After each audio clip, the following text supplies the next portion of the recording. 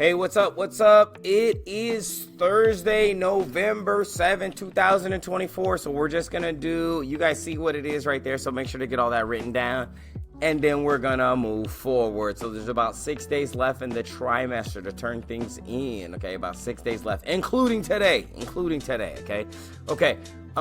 Cool. First things first, and we're not going to take all the time to do that here on this video, but I'm going to give students 15 minutes. I want you to go to Canvas, check all the notes, check all the assignments, make sure you got everything turned in, even the things I haven't graded yet. Just make sure that everything is done across the board, and then also make sure you got the assignment from yesterday turned in and submitted. So make sure you got all of those things done. Then go ahead and check your emails. Then you can move out to other classes, but get everything in this class done first. Do not be on any other classes if you have missing assignments here. Get those things turned in. We're just going to take about 15 minutes in class to do that. So you guys at home, I'm like, pause this video, go to Canvas, look, do I got everything turned in? Anything that you don't have turned in, please turn it in. Any CERs where you scored like 5 points, get the final type draft in. Like, handle all of that business.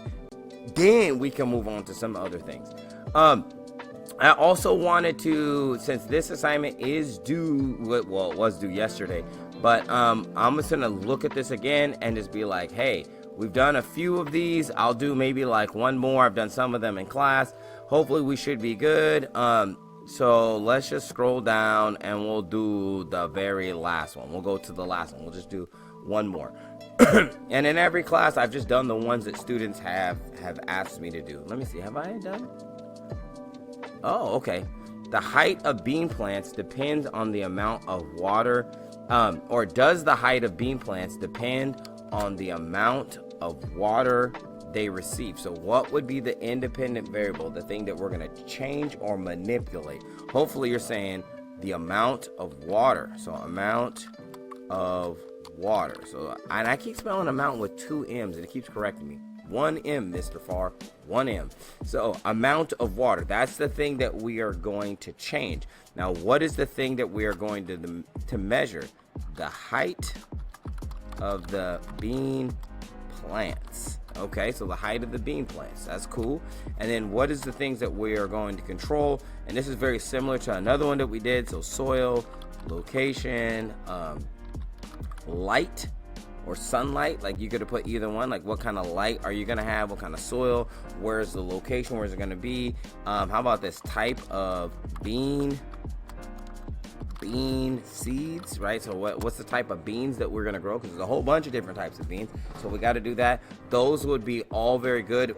We could also go with water source. Again, it's good to be thinking through this whole thing. Water source, right? So all of those different types of things would work well. So that is probably the last example I'm going to do. Just remember the independent variables. What is the thing you are going to change, right? And usually in the question, what they ask about is going to be the thing that's your dependent variable, the thing that you don't know, because that's the thing you're going to measure once you do the experiment.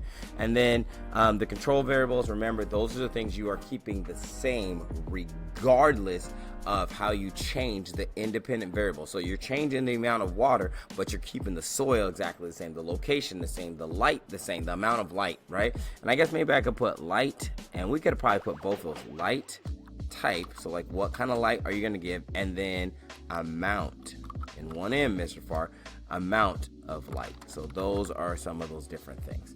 So hopefully this is ringing in your brain. We've done some practicing. You guys did some practice here, and then let's keep it pushing. We're gonna do uno más. Look, hey, check us out. Flat out. Let's go to the next one. Okay, so write this all down in your journal. I'm just gonna walk through it. So control variables, right? So does red light affect plant growth? So go ahead and pause the screen and then get all of this done. So hopefully this should be light work at this point. Again, go through it and see if you can make this happen, and then we'll talk about it. Yo, what's up? Did y'all get that done? Did you pause the screen and get that done or not? Or was you waiting for me? I'm like, what's up? What was you doing? You got to get your reps in. So don't be waiting for Mr. Farr to do the reps for you. Okay, so independent variable. What is the thing that we are going to change or manipulate? Hopefully you said the light type. So light color, light type, like, so what color light we are going to use, okay? So we're going to use this color light or we're going to use this color light, right? So dependent variable, what's the thing we're going to measure? Plant growth or plant height, right? So that's what we're going to measure, plant height. Okay, cool. And then what are the control variables in this case? So in this case, what are the control variables as you look at these pictures? So hopefully you saw the water, the soil, the temperature, day/nighttime. So how much time are they going to be in the dark versus how much time are they going to be in the light? So regardless of the light color, we're going to keep the amount of light time exactly the same. So these are some of the things that we've seen, and hopefully you've been able, now you're able to go through and diagnose those. Okay, so let's keep on looking. So one way that we've got to that we would track this data is we're going to use a data table, okay? And if you look right here, the independent variable, right, that is going to end up being the types of light, and usually you will have that written in there, okay? Because it's usually not something that we're going to measure. It's usually the thing that we've already chosen, from the very beginning. So again, the independent variable usually is in this part of the data table, and that part is already established for you, right? And that's not, because that's not what we're measuring. What we are going to measure is this, which is the dependent variable, because we don't know how high it is actually going to grow, right? So that would be, and again, the time frame they're using is 2 weeks. So in 2 weeks, they're checking to see how much plant height. So again, the light type, we've already established that. The amount of light type, we've established that already. That's why I said those are independent. That's why that's our independent variable. Okay.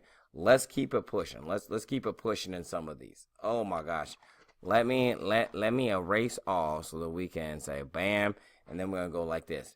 So this actually might be a better rate. So this is good because we've got the title right here, which is good. So this tells us the effects of red light on plant height, right? So we've got regular sunlight versus red light, and again, that's our independent variable. And then all of these are dependent variable. We don't know what that's going to be. So this is good. So week 1, you check it. Week 2, you check it. Week 3, you check it. And you're using the same unit of measurement all the way across, which also is very important. So when you're putting together a data table, these are all the things that you need in there.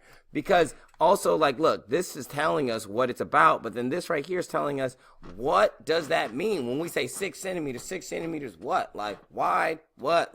But this is giving us the plant height, so that gives us everything that we need. So when you're putting a data table together, you want to make sure to have that in there. All right, let's keep it pushing. We already kind of talked about that one. And so this is a pretty good data table. What is wrong with this data table over there? What's wrong with it? What is missing? Okay, what is the problem with this data table? Well, we do have time, which is good. And we have distance, right? So these look like the things that we use to calculate what? Hopefully you're like, speed is equal to distance, right? Distance, oh, if I can do that, divided by time. That's cool. All right. However, what is this time? Is this 1 minute? Is this 1 second? Is this an hour? Is this days? Right? I don't know. Also, this distance. What is this? Is this 18 inches? I don't know.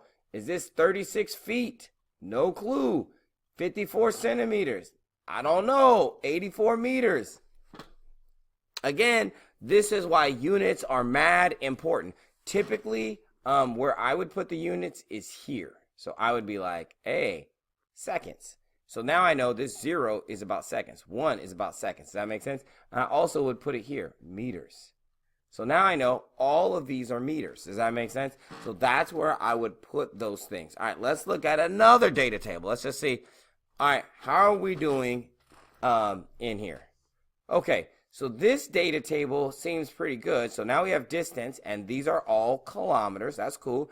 And then we have the time, and these are all in minutes. So it seems like we're going to calculate speed again, and it seems like it's going to be kilometers speed, right? And it seems like it's going to be distance divided by time, okay, equals to kilometers. That's what it looks like per minute. Like how many kilometers can you travel in a minute? This seems very fast. So what do you think should be the title of this? Because if it's kilometers in a minute, remember kilometers is 1,000 meters. So that's like in 2 meters, they're able to go in 2 minutes, they're able to go 1 kilometer. That seems pretty fast. So, so what do you think is flying here? So it would be the speed of a what? What do you think? What do you think it might be, right? Hopefully you're saying like maybe like an airplane, right? So let's just look this up real quick. I'm going to look it up. How many kilometers is equal to 1 mile? 1 mile is equivalent to 1.609 kilometers. So that means in 2 minutes, right? In 4 minutes, they're going about a little bit over a mile. So in 2 minutes, a little bit over a mile. So this seems like they're traveling pretty fast, like around 60 miles per hour. Maybe this is the speed of a car. So that sounds about right. So maybe we got to have some sort of title is how fast, right, does a car travel or something, right? So it has to be something about like a car or something like that. We need some sort of title in there to give us some context as to what these numbers mean. So just remember that when you're making data tables, it needs a title to give it like context to know like what the heck are you even talking about here, right? And what do these numbers like pertain to? Okay, cool. Let's go ahead and write this down, scientific phenomena. So I'm going to talk about it and then you write it down. So scientific phenomena are occurrences in the natural and human-made world. So just occurrences in the world that can be observed, which cause one to wonder and ask questions. So these are things that happen that you do not have an explanation for. It's just like this. If I asked you, why does the moon appear to be full, or what we like a round circle, and then sometimes it's like half, and then sometimes it's like a sliver, right? Like, why does it seem to change in size all the time? That would be a scientific phenomenon if you don't have again, you don't have an explanation for that. So it causes you to wonder or the question. We talked about Sir Isaac Newton with the apple and the tree, and why does that always happen? Not that he never saw that before, but now this thing that happened now caused him to wonder, to say, hey, what is going on? So what is a thing, and let's just talk about this for a second, is once you've got that written down, just think about, let's go back. What is a science? Oh my gosh, why is this not working? Oh, maybe it's this, turn off. Maybe it's that. Oh no. All right, we're gonna have to pause for a second. Pause. All right, it's a good thing I saw that, so that way I can fix it for in class. However, what is the scientific phenomena that you've seen in this last week? What is something that you saw, right? And you were like, I saw this, but I didn't really understand it. What is something that you've observed in this last week that you observed, just either in the human world, like man-made things, or even in just nature, where you saw it and you were like, I wonder why. Like, I wonder why that happened, or how that happened, or why this didn't quite work the way that it was. I will say this, one thing that caused me to wonder is my computer was running incredibly slow. And I was like, bro, what is going on right now? Everything like, and I was like, I wonder why that is happening. And I came up with some explanations. I said, maybe it hasn't been reset or refreshed in a long time. Maybe I need to, because I usually don't shut it down. I usually just close it and it goes to sleep. So it kind of picks up where it left off. And I was like, maybe what I need to do is shut it all the way down. Let it refresh itself. You know what I mean? Clear all the little RAM and all the little parts out. And then reboot that mug and turn it back on and then see what happens. Give it a rest. I did that, and now everything has worked. Again, that would just be a scientific phenomenon where I was like, I wonder why this is happening. This shouldn't be like this. And then, I had some ideas, and I took some action based on that. So again, what is a scientific phenomena that you have asked questions or wondered about in the last week? We will end right there. All right, y'all. Have a wonderful day. Peace.